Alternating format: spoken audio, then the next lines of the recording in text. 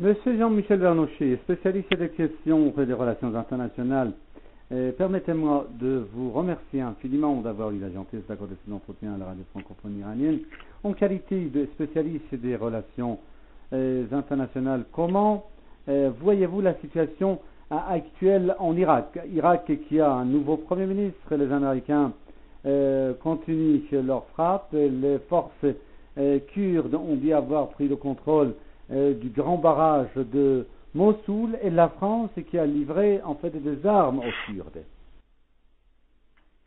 Oui, alors avec beaucoup d'ironie, j'entendais ce matin les journalistes nous dire que des frappes américaines avaient été effectuées à proximité du barrage, mais en tenant compte du barrage lui-même. Mais non seulement on sait très bien que le barrage de Mossoul est un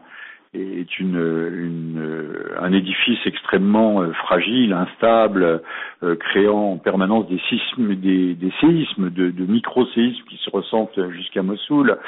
Grâce au ciel, les Américains essayent de ne pas créer une catastrophe naturelle qui ajouterait du malheur au malheur. Écoutez, je ne sais pas si les mirages que je vais qualifier le califat de Mossoul va reculer. C'est vrai qu'il risque d'être pris en étau dès lors entre la contre-offensive syrienne dont il faut tenir compte et également la contre-offensive kurde appuyée par les Occidentaux, puisque là ils sont allés trop loin, un pas trop loin en direction d'Erbil et des intérêts israélo-américains qui sont situés au Kurdistan. Je dis bien israélo-américains puisque à un moment donné, en 2003-2004, Israël avait envisagé de créer une vaste colonie de plusieurs centaines de milliers de ressortissants au Kurdistan, aux abords des champs pétroliers, puisque c'est une zone stratégique. Il y a, on sait, des oléoducs l'oléoduc de Tripoli qui était censé acheminer aussi bien de l'huile lourde jusqu'en Israël. Donc des zones stratégiques, là aussi, sont des aspects dont on parle relativement peu, mais dont il faut tenir compte. Et là, c'est vrai que l'État islamique est allé encore une fois trop loin.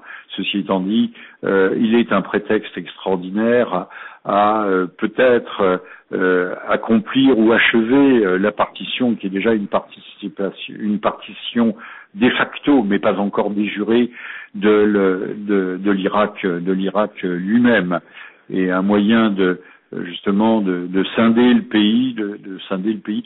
Ceci étant dit, on voit également que le vent tourne, puisque les tribus sunnites qui étaient plus ou moins ralliées à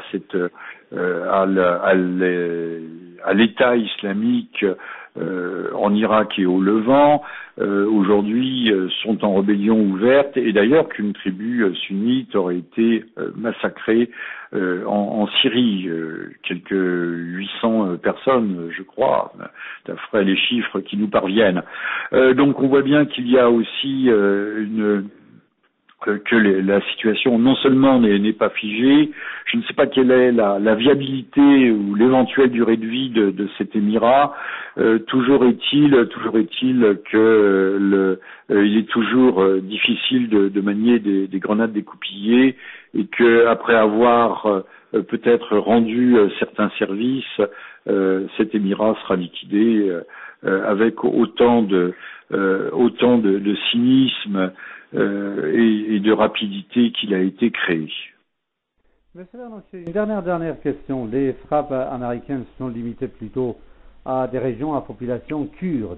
Les Américains l'ont dit également clairement que voilà, l'objectif de ces frappes, c'est de protéger le Kurdistan irakien, allié des États-Unis, également de les minorités religieuses, très particulièrement les chrétiens. La France aussi a fourni des armes, si vous voulez, aux Kurdes. Ne pensez-vous pas que cela pourrait, à court terme même, ou bien à moyen terme, mettre en cause également la stabilité et l'unité de l'Irak, parce que on renforce une partie du pays, en l'occurrence le Kurdistan irakien, sans coordination avec le gouvernement central de Bagdad?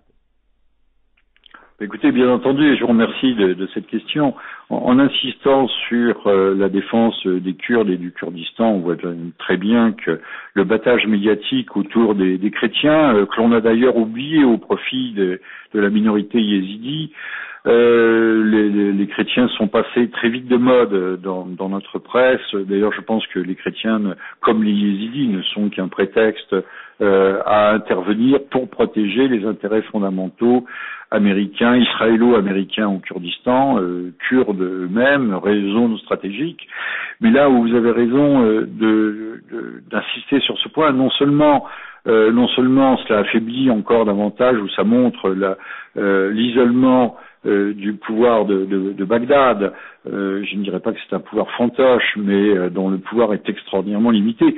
Donc, pour revenir à votre question et à ma réponse précédente, montrer que cela va dans le sens, en fait, d'une actualisation au sens ancien du terme, c'est-à-dire d'une réalisation de la partition du pays.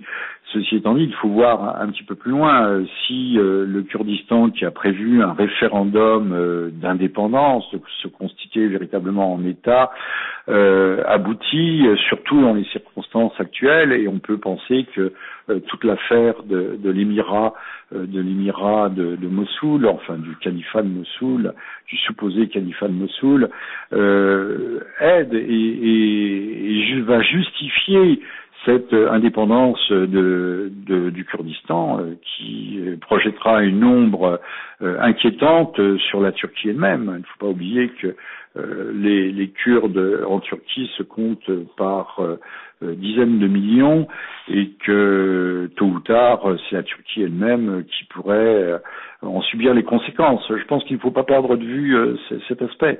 N'oubliez pas que la politique américaine est une politique de décomposition des États-nations, de morcellement, de dépeçage, mais qui dit dépeçage dit ensuite recomposition. Or, le grand Kurdistan doit se trouver dans notre non pas dans notre ligne de mire, mais dans notre ligne de perspective. Je pense que cela est en cause, en question, et fait partie de ce processus.